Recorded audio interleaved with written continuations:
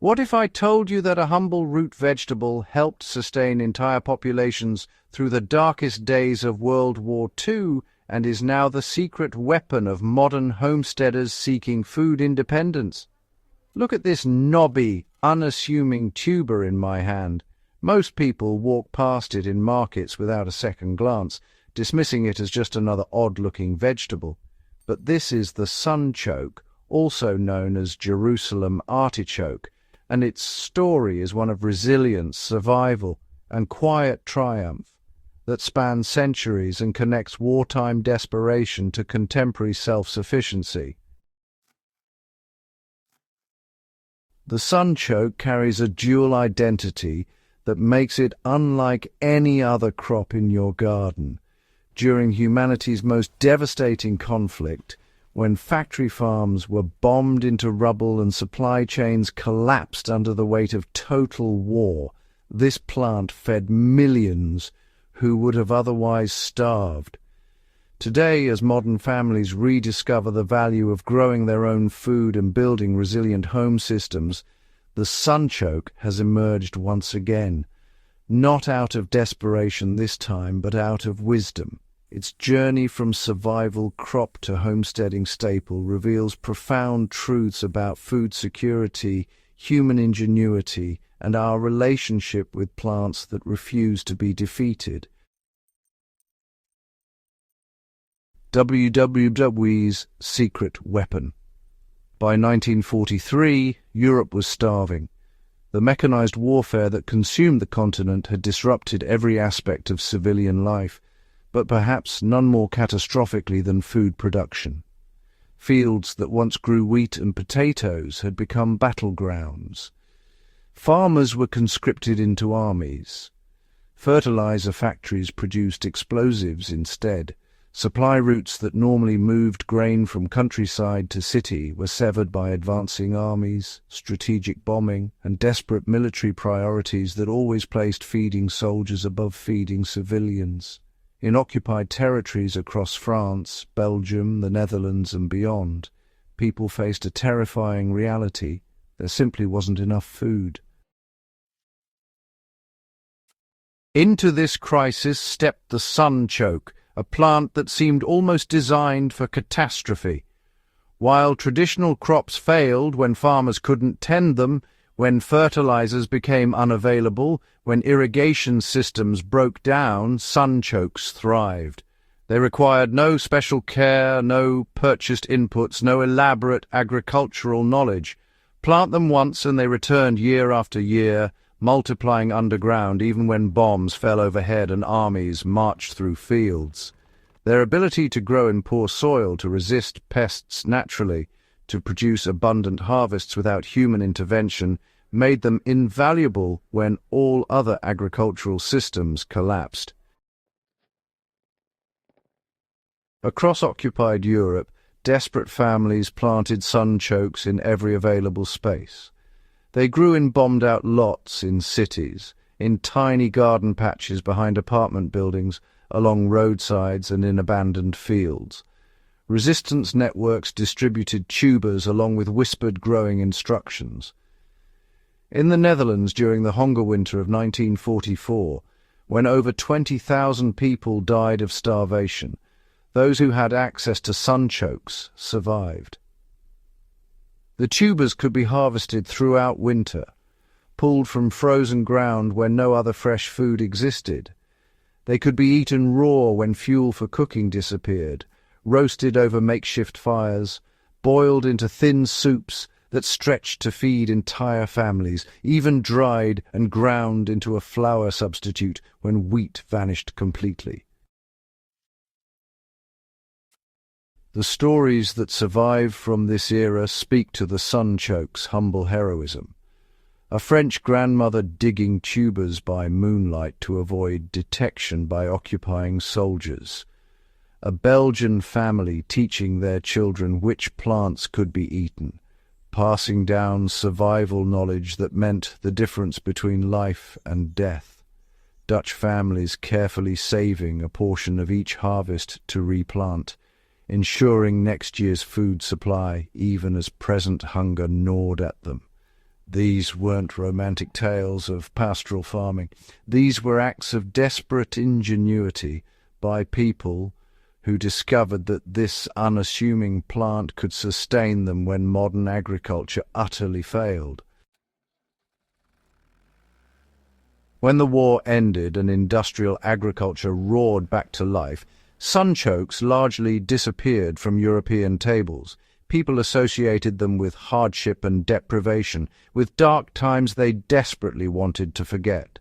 For decades, the plant that had saved so many lives was dismissed as peasant food, something to be abandoned as quickly as possible in favor of wheat bread and proper potatoes.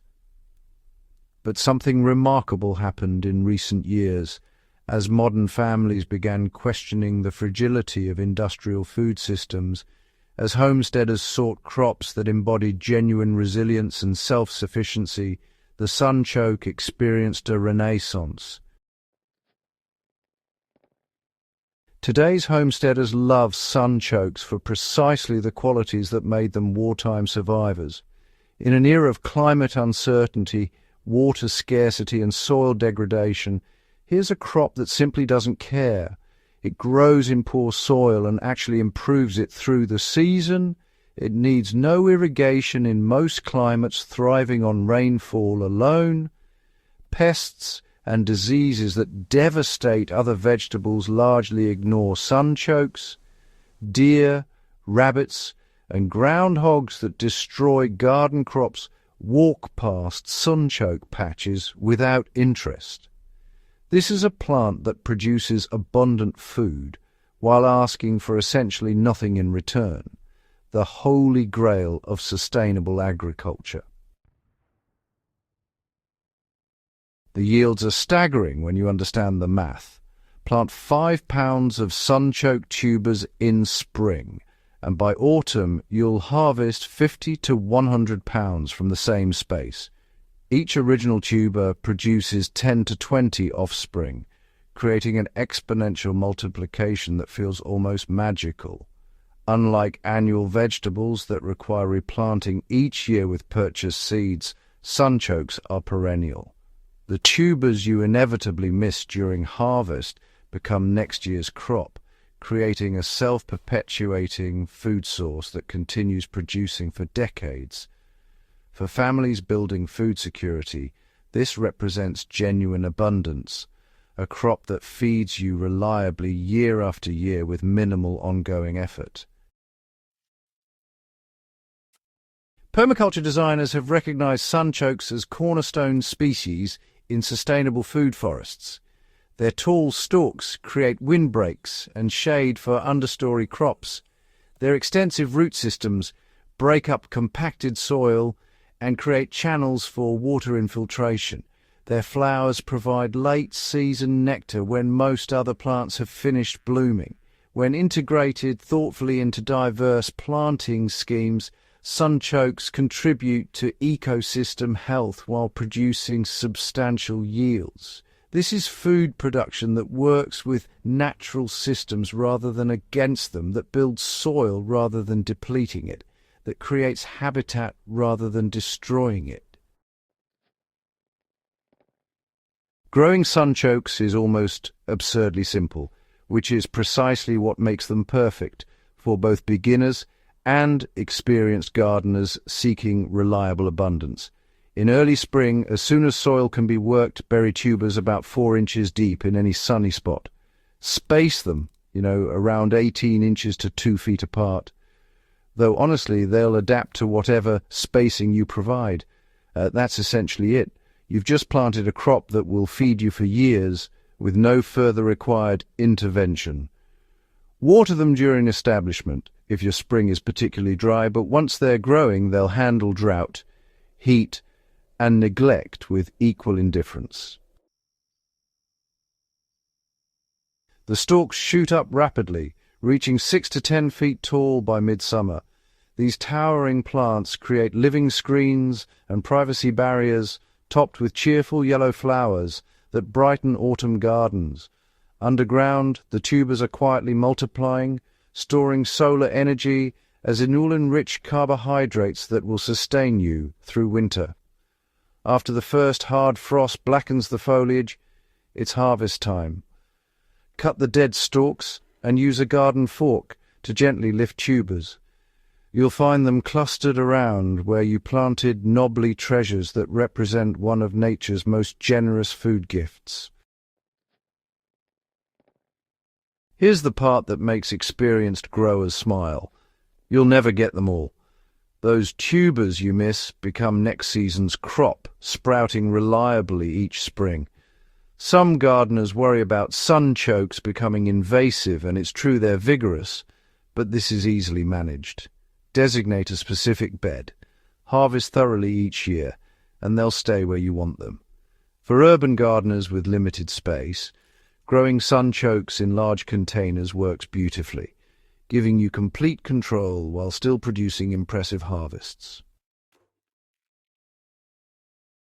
The culinary possibilities transform how you think about this humble tuber. Raw sunchokes have a crisp, slightly sweet flavor, reminiscent of water chestnuts. Slice them thin into salads for delightful crunch. Roasted until caramelized, they develop nutty sweetness that rivals the finest potatoes. Simmered into soups, they create silky, luxurious textures. Fried into chips, they become addictively crunchy. Pickled, fermented, mashed, or sautéed, sunchokes adapt to virtually any preparation method. This versatility means you'll never tire of them, despite their abundance, discovering new favorite preparations as you learn to work with this generous plant. The sunchoke's journey from the Second World War survival food to a modern homesteading staple, well, it reveals some pretty profound truths about resilient food systems and, honestly, forgotten knowledge. We live in an era of agricultural abundance that's really unprecedented in human history, yet that abundance rests on foundations more fragile than we typically acknowledge. Industrial agriculture depends on fossil fuels, chemical inputs, complex supply chains, and stable climates. As those certainties grow less certain, crops like sunchokes remind us that resilience doesn't require complexity. Often, it actually requires the opposite. When our grandparents' generation relied on sunchokes during the war, they weren't making sophisticated agricultural calculations. They were turning to a plant that simply worked when everything else failed. Today, as we face different but equally serious challenges, climate instability, soil degradation, water scarcity, supply chain vulnerabilities, that same wisdom applies. The most resilient food systems aren't necessarily the most technologically advanced. Sometimes they're the ones that work with nature's abundance rather than attempting to dominate it. I encourage you to consider welcoming sunchokes into your garden or diet, not just for their practical benefits, but for what they represent. This is a plant that fed people through humanity's darkest hours and continues offering abundance today. It asks almost nothing and gives generously. It improves the soil it grows in rather than depleting it. It connects us to histories we should remember and futures we should build. Whether you have acres of land or just a few containers on a balcony, sunchokes offer a path toward greater food security and genuine self-sufficiency. If this exploration of the sunchoke's remarkable journey has inspired you, please subscribe to Healing Gardens so you never miss our deep dives into the plants that nourish, sustain, and connect us to both history and hope. Share this story with friends, family, and anyone seeking to build more resilient, abundant food systems in their own lives. Together, we're rediscovering forgotten wisdom and cultivating futures where food security doesn't depend on fragile systems, but on our relationship with plants that have proven their worth across generations and through the greatest trials humanity has faced.